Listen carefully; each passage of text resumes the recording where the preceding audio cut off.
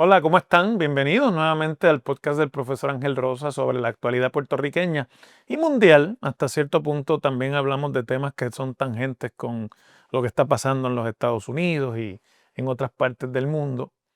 Como siempre, yo le quiero agradecer que se sigan uniendo al canal. Estamos ya en el tercer mes del 2025. Uno pensaría que los temas de importancia política han empezado a reducirse, pero están pasando muchas cosas que aunque no pasan en Puerto Rico, afectan en Puerto Rico. Y esa es la que hoy quiero discutir con ustedes. Así que muchas gracias por seguirse uniendo a YouTube, a Facebook y en Spotify, donde pueden encontrar también este podcast.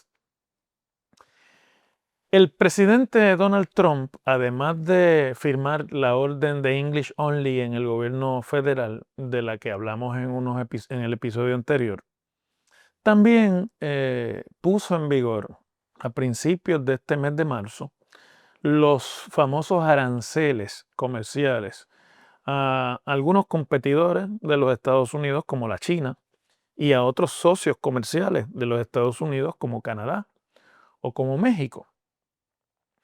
Y aunque eso no tenga que ver directamente con el estatus político o con una controversia en Puerto Rico, quizás es algo que tiene que ver con la vida cotidiana de los puertorriqueños en esta isla, más que las discusiones sobre los problemas del día a día. Y por eso es que los he querido traer y discutirlo con ustedes. ¿Qué son aranceles? Para empezar, porque es un tema, es un concepto que estaba prácticamente en desuso en la economía internacional y muy poca gente conocía o se acordaba de los aranceles. Aranceles son impuestos sobre las importaciones de un país.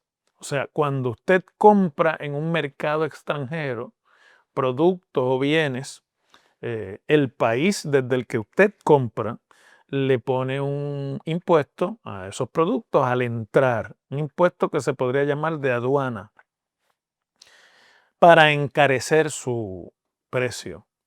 Es una medida de la economía proteccionista. Casi siempre los aranceles se imponen para proteger alguna industria o algún producto de una economía en particular. Fue algo bien común en los años, a principios del siglo XX y hasta la Gran Depresión económica y hasta la Segunda Guerra Mundial, podríamos decir.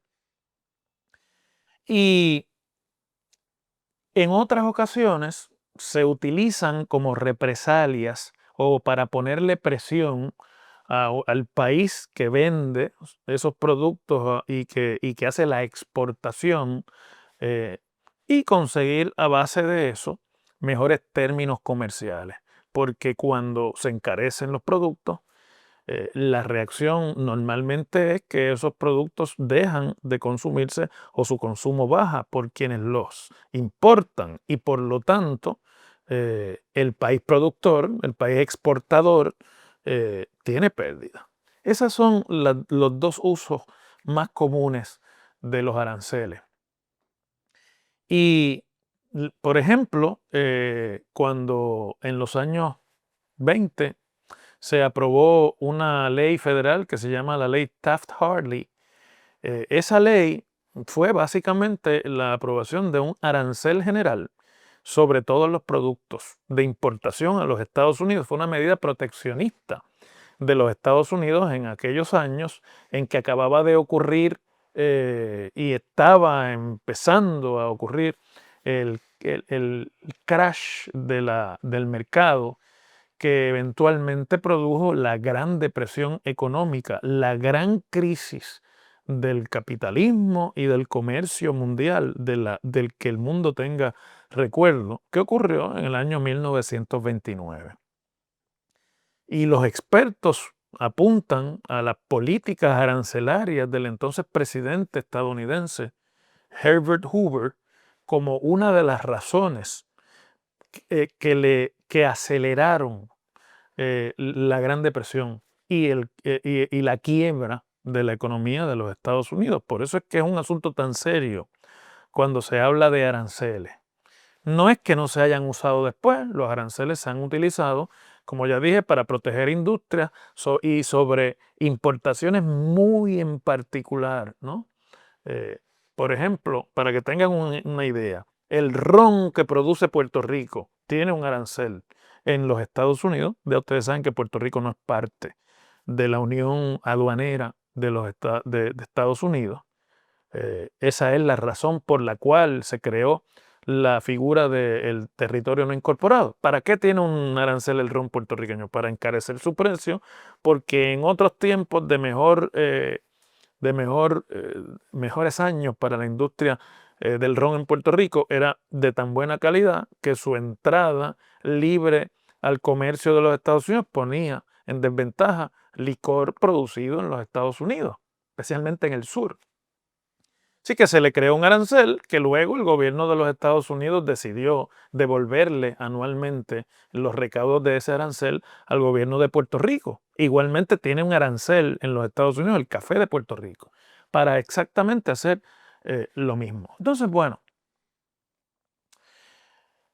el presidente Trump, cuando llegó en su primer término, decidió que él iba a regresar a la época de los aranceles y le impuso a China, uno de los competidores principales de los Estados Unidos en la economía mundial, por la gran cantidad y los bajos precios con los que producen muchos de los productos que hoy día se utilizan en la producción mundial de casi todos los bienes, no solamente en el consumo, sino microprocesadores y otra serie de elementos de tecnología que son necesarios para producir en el mundo entero.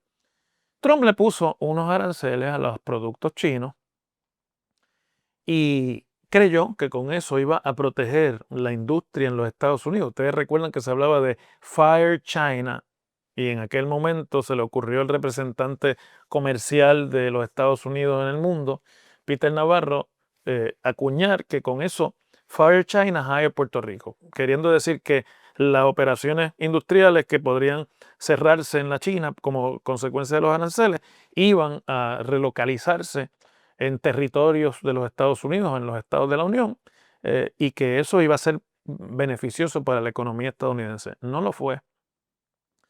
Y los aranceles impuestos por Trump en 2016 a la China costaron, entre otras cosas, la quiebra de 20% de la inversión en negocios en agricultura en los Estados Unidos en aquella época, en ese momento.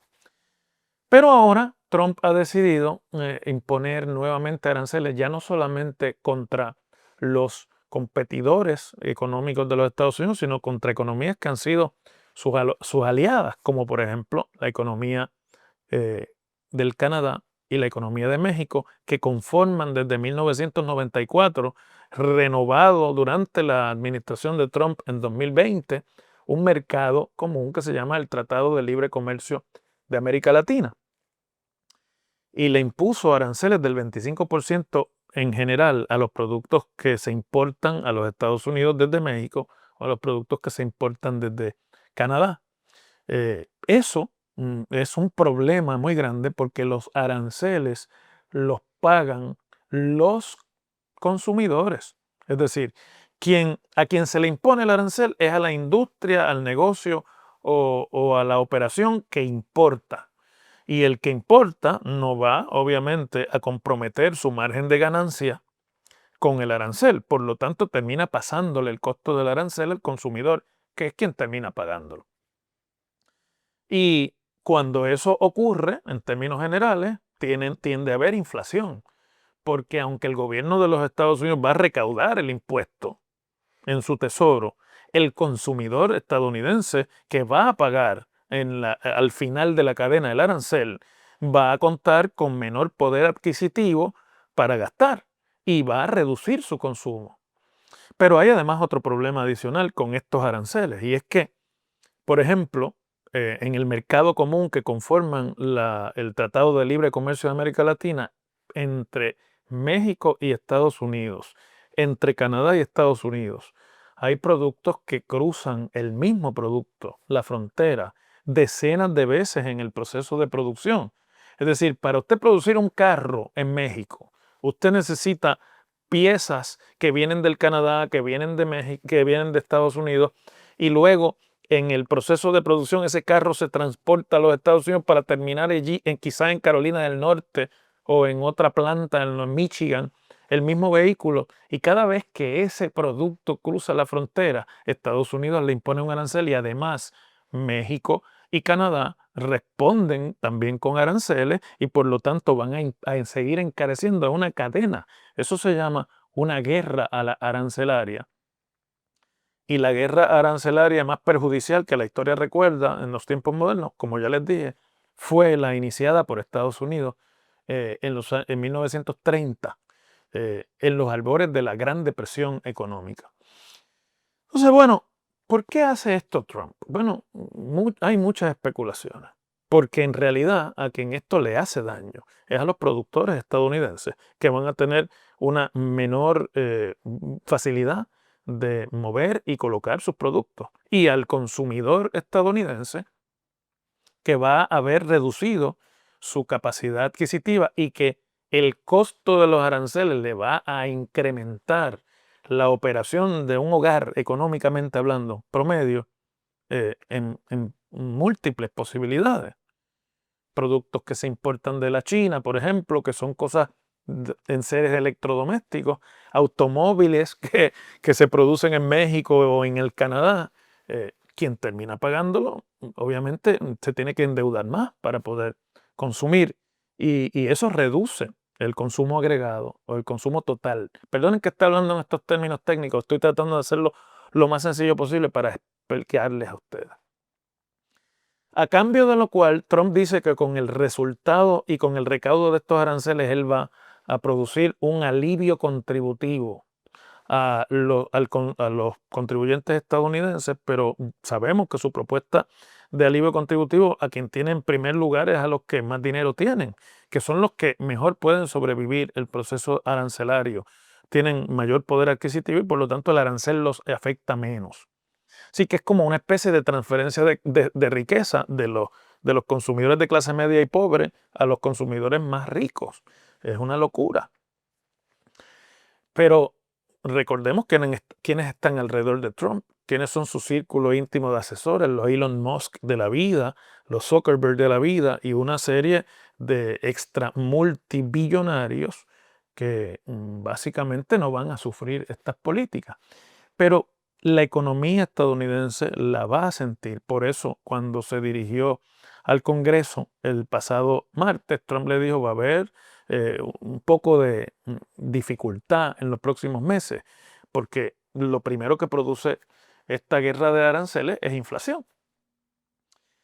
Y la única fuerza que puede parar a Trump es el performance, el cómo va a actuar el mercado estadounidense de valores. Desde que Trump dijo que iba a poner aranceles, el mercado ha tenido altas y bajas. Pero cuando los aranceles que habían estado suspendidos para México y Canadá por un mes se anunciaron que iban a entrar en vigor, pues la bolsa tuvo 2 días terribles de pérdida de más de 2 puntos porcentuales, que Trump en una ocasión en su vida había tuiteado mientras Biden era presidente que si caía el mercado por más de 2 puntos 2 días consecutivos, el presidente debía ser residenciado, impeached.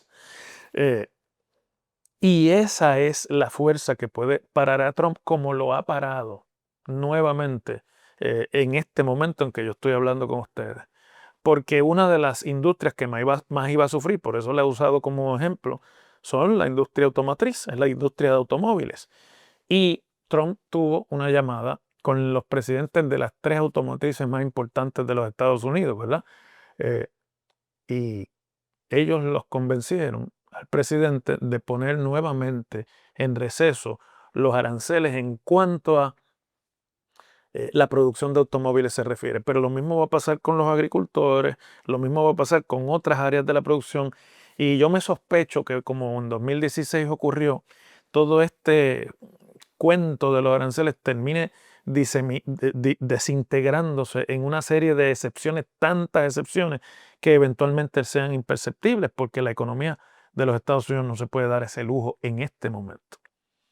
Pero con eso él alimenta la percepción de su pueblo de que él está haciendo cambios extraordinarios y está regresando a una era de extraordinario crecimiento de los Estados Unidos, político, militar y económico, excepto que si el mercado comienza a irle mal y eso provoca una estampida de capitales sostenida, pues entonces todo va a ir mal. Y no hay una cosa que le afecte más políticamente a un político que una crisis económica. Es caminando por el borde, ¿no? Me sospecho que el problema con esto es que ha creado un periodo de incertidumbre que se puede extender porque es impredecible. Las cosas que está haciendo económicamente que no tienen sentido y que quizás pensó que iban a tener una reacción de parte de los gobiernos y de los países afectados con menor temor y Canadá, por ejemplo, respondió imponiendo aranceles también y China respondió poniendo también aranceles y eso no le conviene a los exportadores estadounidenses. Eh, y por lo tanto, me parece que esa va a ser la forma de que esto se convierta en un leve susto. Vamos a ver, yo simplemente quería explicárselo a ustedes, porque aquí en Puerto Rico, y con esto termino, hay gente del Departamento de Desarrollo Económico, que es lo que más me preocupa, diciendo que esto puede ser beneficioso y que esto puede traer inversiones a Puerto Rico, porque los aranceles van a crear un retorno de la inversión a los Estados Unidos, cosa que no ocurrió en 2016, ni en 2017, ni en 2020, cuando Trump hizo lo mismo. No ocurrió, tampoco tiene por qué ocurrir ahora. No digo yo de regreso a invertir en Puerto Rico, sino en los Estados Unidos. La producción internacional está de tal manera globalizada que relocalizarla no es tan fácil. Entonces, oigo a estos que están perdidos en el espacio diciendo que van a llegar empresas a Puerto Rico. Puerto Rico no que solamente que tiene que someterse a la política arancelaria de los Estados Unidos, sino que además no cuenta ya con la infraestructura física y humana necesaria para recibir grandes cantidades de inversión en los próximos años. El sistema de electricidad es un desastre y la electricidad es carísima. La infraestructura de carreteras y vial es una infraestructura muy golpeada y poco trabajada para recuperarla. Y sobre todo el capital humano se ha ido de Puerto Rico. Desde que hace mucho tiempo Puerto Rico perdió el lustre de los incentivos contributivos federales de los que gozó hasta la década de los 90 del siglo pasado. Y lograr que la relocalización del capital sea para Puerto Rico es muy dudoso en el escenario en que estamos ahora. Y los consumidores puertorriqueños, que además todo lo importamos, todo, no solamente lo que consumimos, sino también lo que nos comemos, vamos a terminar recibiendo una reducción en nuestro poder adquisitivo, en el valor del dinero que tenemos en el bolsillo, de tal magnitud que va a ser muy difícil la supervivencia día a día en Puerto Rico con todos los demás servicios encarecidos como están.